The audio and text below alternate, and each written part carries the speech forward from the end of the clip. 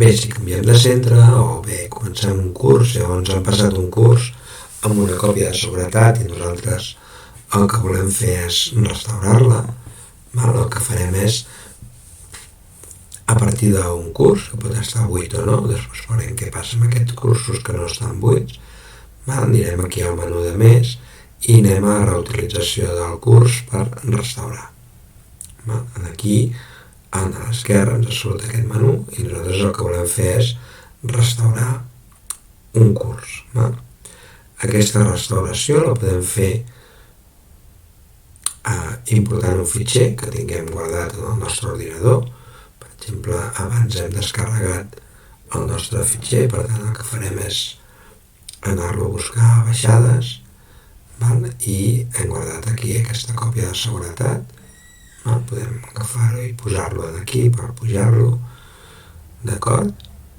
Ens diu que és molt gran, que és un curs molt gran i això que ocupa més de 10 megas i no podrem. Per tant, en aquest cas hauríem de demanar que els fitxers poguessin ser més grans. En el nostre cas ocupa 11 megas, per poquet, però no ens deixa. Això ho pot fer l'administrador si és molt gran, o bé incrementant els paràmetres del curs. Els paràmetres del curs, la grandària màxima dels fitxers, que estava a 10, podem arribar fins a fitxers de 25. Desem i tornem a fer el mateix. Anem aquí, reutilització d'un curs, restaura, i ara provem de si podem pujar aquest fitxer nostre que era més gran, de 11, doncs el posarem aquí. El deixem aquí, fixem que ara ja ens puja fins a 25. Si fos més gran de 25 sí que ho hauria de fer l'administrador del nostre model. I començarem el procés de restaure que ens anirà demanant què volem fer.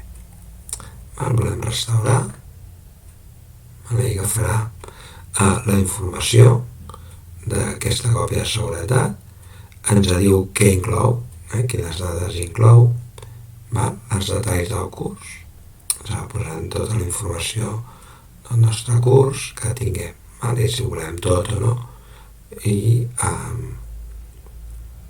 hauríem de continuar.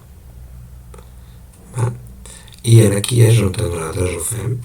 Podem restaurar sobre aquest curs, combinant amb el curs que ja existeix, o bé esborrar-lo completament. Si el fem combinat, el que farà és afegir-nos tota la informació de la còpia de seguretat en el curs que ja tenim. Si no, si ho posem que el sobreescrigui tot, esborrarà el seu contingut i ho tornarà a fer. O bé el podríem posar en algun altre curs. Nosaltres el que volem fer és sobreescriure'l perquè no volem perdre la informació que ja hem fet.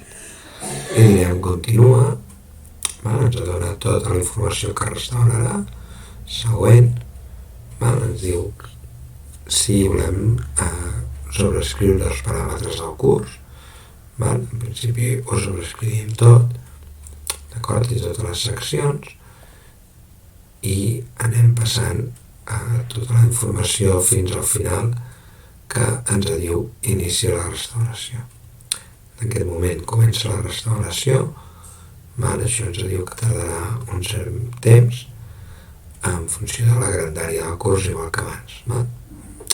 Aquest és petit, en fa via, li diem continua i fixem que ens manté les característiques de les coses que teníem fetes fins ara en el nostre curs. D'acord? Fins aquí el que és la restauració d'un curs.